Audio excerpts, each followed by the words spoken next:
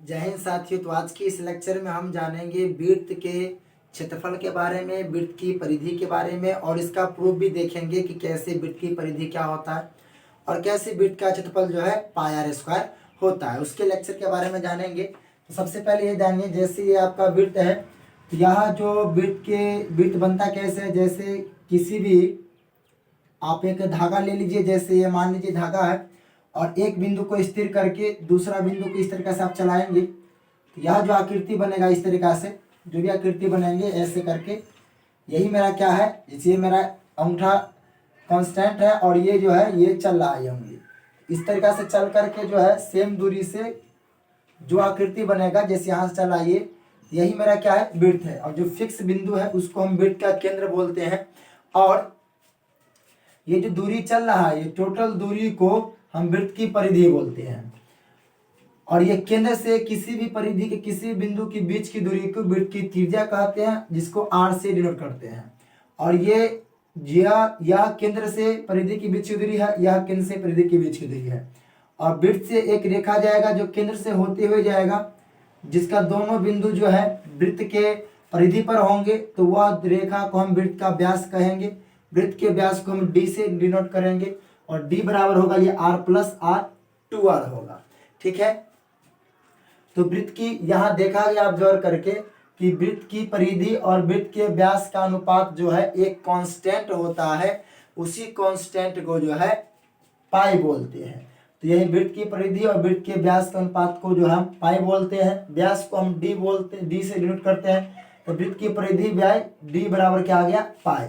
ये डी भाग में इधर है गुना में, तब वृत्त की परिधि equal to pi into D, तो पाई डी, और डी बराबर क्या है 2r, तो डी के जगह हम 2r लिख दिए, तो पाई इंटू 2r, जिसको अच्छी तरीका से लिखेंगे तो अरेंज करके 2 पाई r, वृत्त की परिधि आ गया 2 पाई r। कैसे आप देख पाए, तो अब हम जानेंगे कि वृत्त का क्षेत्रफल जो है पाई आर स्क्वायर होता है, वो कैसे होता है वो देखेंगे। तो वृत्त का क्षेत्रफल पाई आर स्क्वायर होता है, उसको देखने के लिए आपको हम जो है प्रैक्टिकल के माध्यम से पूरा जरिए समझाएंगे। जैसे ये वृत्त है आपका, इसी में आपको बताते हैं, इसको वृत्त को जो हम पहले आयत में कन्वर्ट करेंगे, आयत में कन्वर्ट करके जो है, ठीक है, आयत में कन्वर्ट करेंगे। तो कैसे आयत में कन्वर्ट होगा देखिए, जैसे ये वृत्त है आपका, हम क्या किए, इसको बराबर भागों में बांटते हैं, 8 बराबर भागों में। जैसे यह 4 बराबर भागों में बट गया, उसके बाद ऐसे कर दिया तो मैंने, और इसके बाद ऐसे, ये जो है लगभग मान के चलिए कि 8 बराबर भागों में बटा हुआ है। यह आपका पहला भाग है, यह दूसरा भाग है, यह तीसरा भाग है, चौथा भाग है, पांचवा भाग है, छठा भाग है, सातवां भाग है और 8वां भाग है। 8 बराबर भागों में मैंने बांट दिया इस वृत्त को। उसके बाद जो है प्रत्येक भाग को निकाल करके इधर रखते हैं। जैसे एक भाग को निकालेंगे इस तरीका से आप, अब प्रत्येक भाग किस डिजाइन के हैं।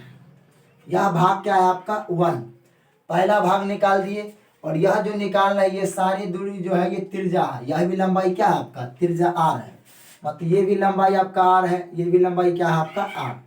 पहला भाग को ऐसे रखे, फिर दूसरा भाग निकालेंगे जो भी इसी तरीका से होगा, तो इसी को हम उलट के रखेंगे इस तरीका से। यह आपका जो है दूसरा भाग हो गया। फिर इसी प्रकार तीसरा भाग भी इसी साइज का होगा, जिसको नीचे की तरफ रखेंगे, ये तीसरा भाग हुआ। इसका चौथा भाग इसी के जैसा होगा, तो इसको इस तरीका से रखेंगे। फिर पांचवा भाग को इस तरीका से रखेंगे, एक एक करके, एक भाग को ऊपर एक भाग को नीचे अरेंज करके रखेंगे। तो अब जो है पांचवा हो गया, उसका यह भाग आपका हो गया छठा, और यह भाग जो है आपका हो गया सातवां। सब सेम सेम है, थोड़ा मोड़ा कम बेस कहीं पे हो गया होगा तो आप अपना समझ लीजिएगा कि सब सेम सेम। यह भाग क्या हो गया 8वां।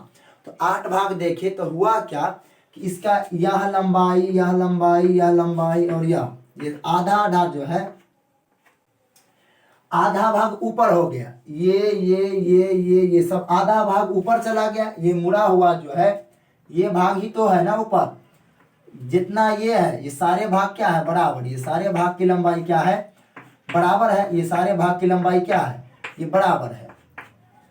1 2 3 4, 4 भाग ऊपर है, 4 भाग नीचे है और सब बराबर बराबर लंबाई का है।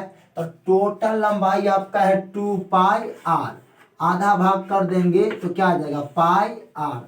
मतलब ऊपर का जो लंबाई है आपका पाई आर है और नीचे का भी लंबाई क्या आपका पाई आर। तो आधा भाग ऊपर चला गया, आधा भाग नीचे चला आया, पाई आर पाई आर। यह आर है, यह भी आपका क्या है आर। अब यह आकृति कोई चीज है नहीं, तो हम क्या करेंगे, इसको इस तरीके से पकड़ के इधर की तरफ खींचेंगे, मतलब टाइट करेंगे।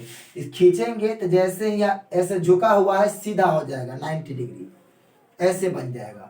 और यह भी जो है झुका हुआ, इसको भी खींचेंगे इस तरीका से, दोनों को पकड़ के इस तरीका से खींचेंगे तो यह भी झुका हुआ, जैसे ये तार मुड़ा हुआ है इस तरीका से, इसको पकड़ के खींचेंगे तो तार क्या हो जाएगा सीधा हो जाएगा।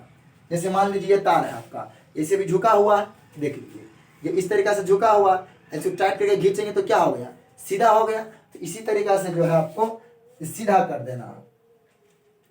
तो सीधा करेंगे तो क्या बन जाएगा वो देखिए, सीधा करने के बाद जो है आपका एक आयत बन जाएगा। तो मैंने इसको खींचा, जैसे खींचा तो ये सीधा हो गया, फिर इसको खींचेंगे तो नीचे वाला जो है वही क्या हो जाएगा सीधा हो जाएगा। लेकिन लंबाई यह भी आर है और यह भी क्या है आर है। ऊपर का लंबाई आपका पाई आर है और नीचे का भी लंबाई क्या आपका पाई आर। खींचने के बाद जो है यह आकृति आपका क्या बन गया आयत बन गया। इस क्षेत्र का क्षेत्रफल निकालिए, चाहे आप इस क्षेत्र का क्षेत्रफल निकालिए, चाहे आप इस आयत का क्षेत्रफल निकालिए, तीनों का क्षेत्रफल जो है सेम आएगा, बराबर आएगा।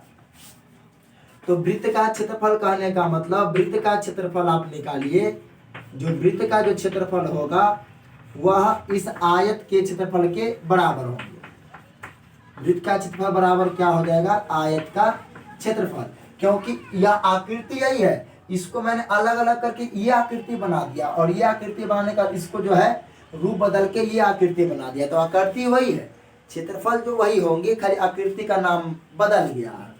तो वृत्त का क्षेत्रफल जो हो जाएगा आपका आयत के क्षेत्रफल के बराबर आएंगे। आयत का क्षेत्रफल क्या होता है लंबाई गुने चौड़ाई। आयत का क्षेत्रफल होता है लंबाई गुने चौड़ाई, एल मतलब लंबाई, बी मतलब चौड़ाई।